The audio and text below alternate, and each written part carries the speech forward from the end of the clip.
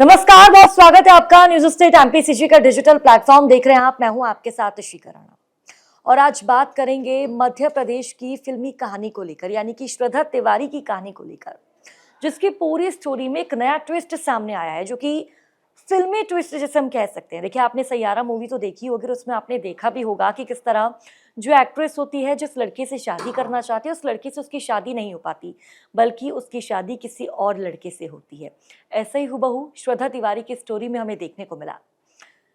देखिए, पूरा मामला क्या है वो मैं आपको विस्तार से बताती हूँ। दरअसल 13 अगस्त को श्रद्धा अपने घर से निकलती है, परिजनों को बिना कुछ बताए।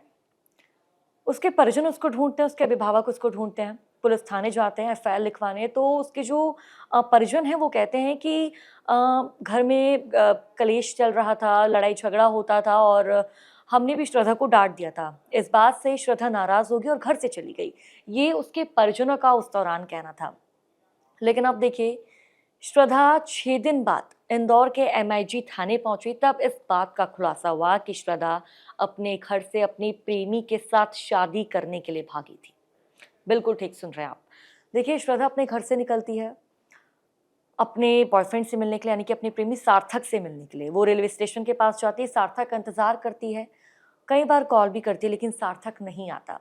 जिसके बाद रेलवे स्टेशन पर ट्रेन खड़ी थी जो कि रतलाम की तरफ जा रही थी, और उस ट्रेन पर श्रद्धा बैठ जाती है और आगे चल के श्रद्धा उस ट्रेन से कूदने जा रही होती है। श्रद्धा अपनी जीवन लीला को समाप्त करना चाह रही होती है, लेकिन इस बीच एक बड़ा ट्विस्ट होता है। और वो ट्विस्ट ये कि इस स्टोरी में एक लड़की की एंट्री होती है जिसका नाम करण योगी बताया जा रहा है। देखिए, करण योगी, श्रद्धा इसको पहले से ही जानती है।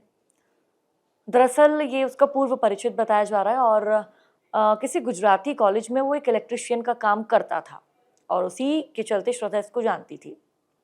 श्रद्धा ट्रेन से कूदने जा रही होती है, करण इसका हाथ पकड़ लेता है और करण कहता है कि तुम ऐसा कदम क्यों उठा रही हो।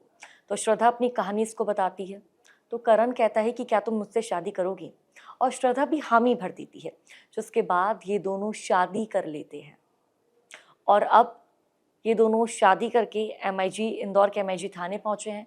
और देखिए, सबसे पहले पुलिस प्रशासन को इसके बारे में श्रद्धा ने सूचित किया और श्रद्धा ने ये कहा कि मेरे परिवार से मुझे खतरा है, मेरे घर वाले मुझे अपने साथ ले जाना चाहते हैं, जो मेरे पिता है मुझे अपने साथ ले जाना चाहते हैं, लेकिन मैं अपने पिता के साथ नहीं जाना चाहती, मैं अब करण के साथ रहना चाहती हूँ। तो देखिए, जानकारी के अनुसार श्रद्धा ने अपने बॉयफ्रेंड का काफ़ी इंतज़ार करा, लेकिन उसके बाद भी जो उसका बॉयफ्रेंड है वो नहीं पहुंचा। जिसके बाद श्रद्धा ने करण से शादी कर ली है। अब श्रद्धा करण के साथ है, लेकिन इस पूरे मामले में देखिए एक बड़ा बयान ये भी सामने आया उसके पिता का कि मेरी बेटी को बहलाया फुसलाया जा रहा है, मेरी बेटी ऐसा कदम नहीं उठा सकती।